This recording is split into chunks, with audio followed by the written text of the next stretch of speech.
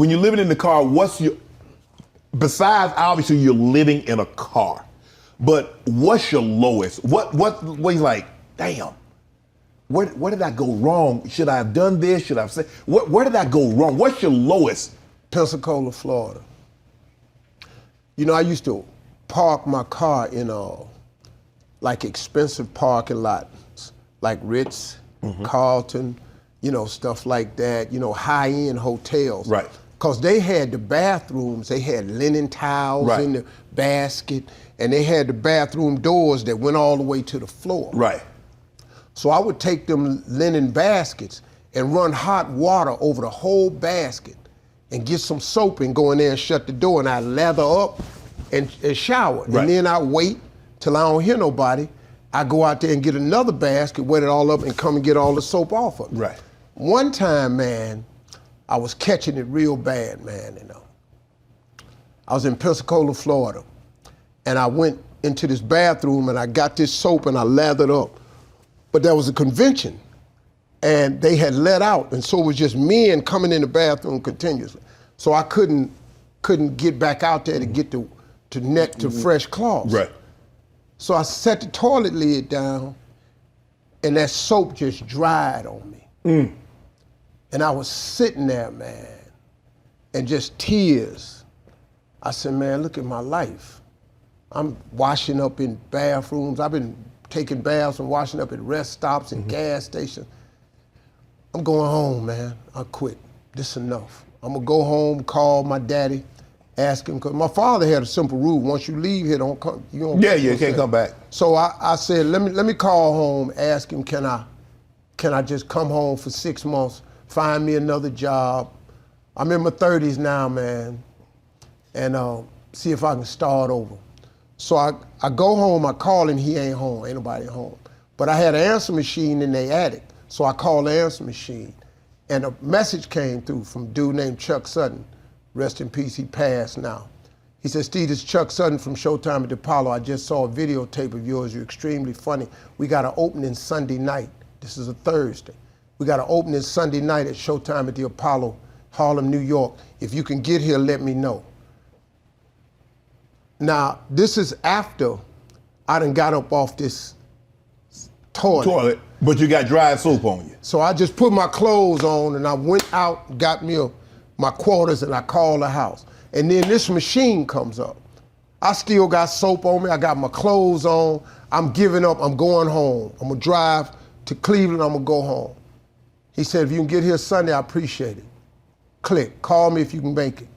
Now I'm in Pensacola, Florida, I got $35. He said Sunday. How the hell I'm gonna get to New York by Sunday? So now, man, I'm in the car, I'm wiped out again. The first chance I got to be on TV, and I can't even get there. Oh, dog, you don't know, man. That moment for me was so crushing. I feel it. I don't like telling it because I feel it. Man, it crushed me.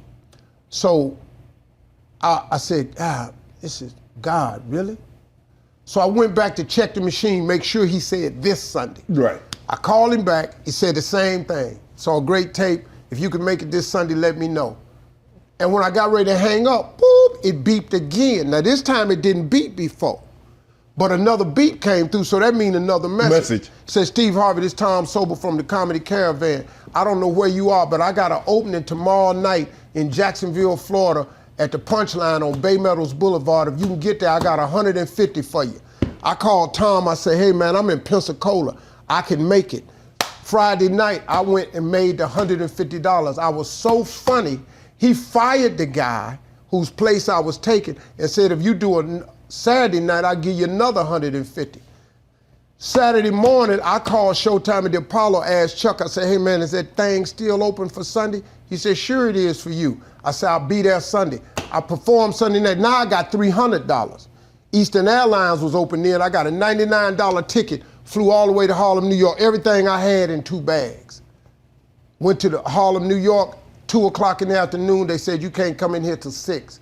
I said, man, I ain't got nowhere to go. Just let me, I'll go upstairs, I won't move. Security let me go upstairs. I asked him, could I go get some chicken 4 hours later? He said, man, I told your ass you can't go nowhere. You know, this Harlem, they don't play. I said, man, I just got to give me something to eat. He said, if you ain't back in 20 minutes, this door lock. I got back in 20 minutes. 6 o'clock came, all the comedians on the 6th floor. I meet a dude named Dwayne Johnson, not The Rock, a dude named Dwayne Johnson. I met a dude named D.L. Hughley. I met another dude named Jamie Foxx. Wow. This 1991, 92. We looking at each other, man. I had never heard of them. They had never heard of me. I saw a couple pictures in comedy club. That was it. I met them. We started going on stage with 6 comedians that night. All of them got booed off. But when they started booing Jamie, Jamie ass started singing. And they won their ass back. I had never seen that. I had never seen the Apollo audience stop booing before. Right. Jamie Foxx started singing. I said, man, who is this dude right here? And then he went back to the jokes and they got his ass.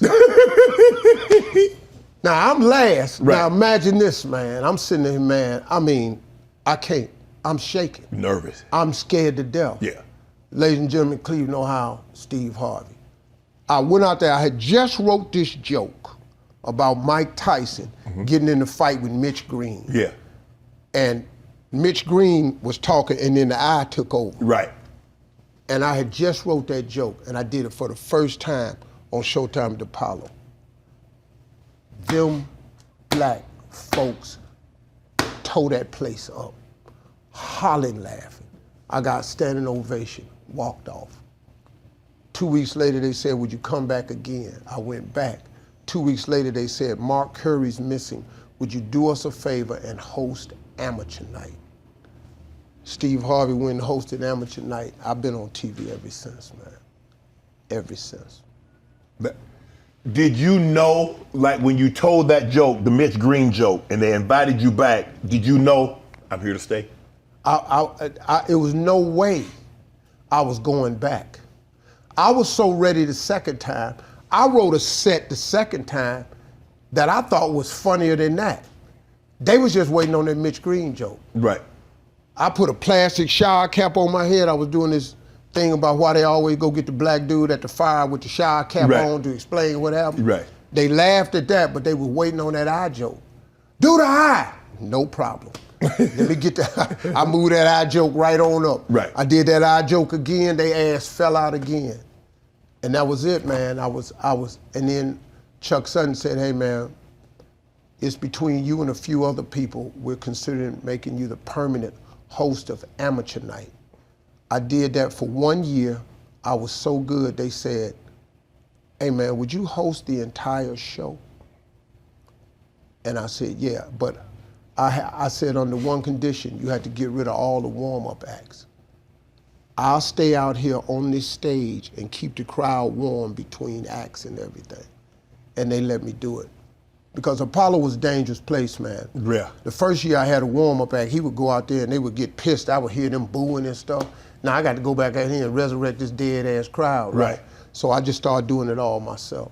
And I stayed on TV, man. So, we're going to get back to that. Is that kind of why you do the way you do at Family Feud? Bro. Because I noticed, like I said, I haven't seen a whole lot of behind the scenes, but it's like you impart life lessons on the audience.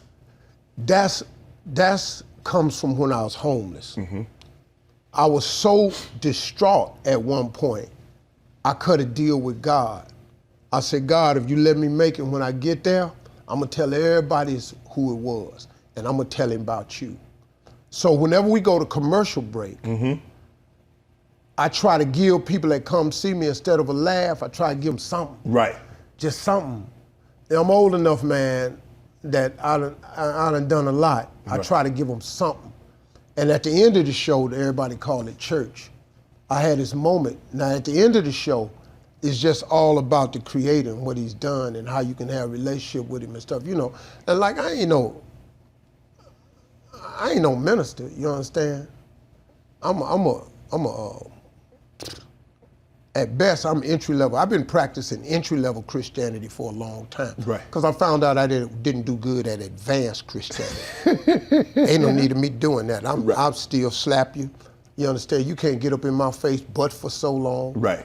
I still cuss, I shoot dice, I drink a little cognac, I smoke cigars, and I gamble. Now, I don't think that's all Christian-like, but when I'm in Vegas, you know, I'm trying to win my ties, so. Now, when you tell the Lord, hey, I'm trying to win or something, Lord. That 10% is strong. My 10% is strong, though. Right. So I try to shake them loose. Right. A little bit. You know what to do. Hit the subscribe button and become an official member of Club Shay Shay, where we do something before two something.